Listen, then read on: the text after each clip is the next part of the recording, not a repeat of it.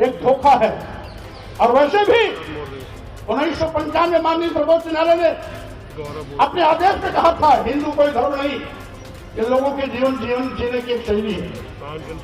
यही नहीं, जो सबसे बड़े धर्म के ठेकेदार बनते हैं, आरएसएस के प्रमुख मोहन भागवत जी ने भी कहा है, एक नहीं दो बार कहा, हिंदू धर्म नाम का कोई धर्म नहीं है, बल्कि लोगों के जीवन जीने की कला। देश के माननीय प्रधानमंत्री जी ने भी कहा, माननीय मोदी ने भी कहा, हिंदू धर्म नहीं है। और अभी 1-2 महीने पहले माननीय गडकरी जी ने भी कहा, एक मीडिया कॉन्क्लेव में कहा। समाजवादी पार्टी के नेता स्वामी प्रसाद मौर्य ने एक बार फिर हिंदू धर्म को लेकर जहर उगला है। उन्होंने दिल्ली में कहा कि हिंदू एक धोखा है। वैसे भी 1995 में सुप्रीम कोर्ट ने कहा था कि हिंदू कोई धर्म नहीं है, ये जीवन जीने की एक शैली है। आरएसएस प्रमुख मोहन भागवत भी 2 बार कह चुके हैं कि हिंदू नाम का कोई धर्म नहीं है, बल्कि ये जीवन जीने की कला है।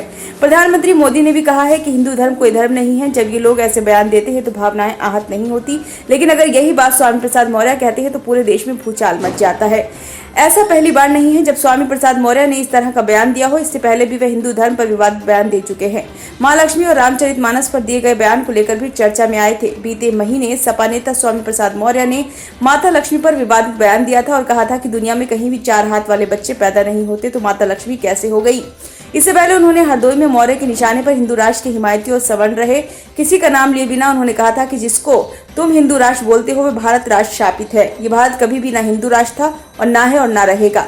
इसीलिए हिंदू राष्ट्र की मांग करने वाले देश विरोधी हैं। रामचरितमानस पर बिहार के एक मंत्री की आपत्तिजनक टिप्पणी के बाद समाजवादी पार्टी के नेता स्वामी प्रसाद मौर्य ने विवादित बयान दिया था। सपा नेता ने कहा था कि रामचरितमानस में दलितों और महिलाओं का अपमान किया गया।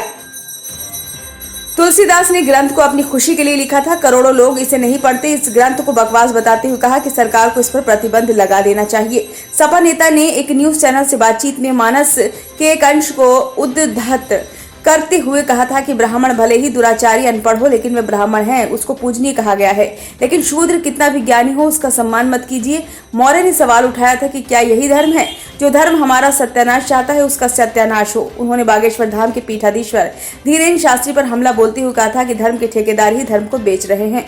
धीरेन्द्र शास्त्री ढोंग फैला रहे हैं, ऐसे लोगों के खिलाफ कार्रवाई करनी चाहिए। उल्लेखनीय है कि इससे पहले 11 जनवरी को बिहार के शिक्षा मंत्री चंद्रशेखर ने भी रामचरितमानस को नफरत फैलाने वाला हिंदू धर्म ग्रंथ बताया था। ब्यूरो रिपोर्ट, नई दिल्ली।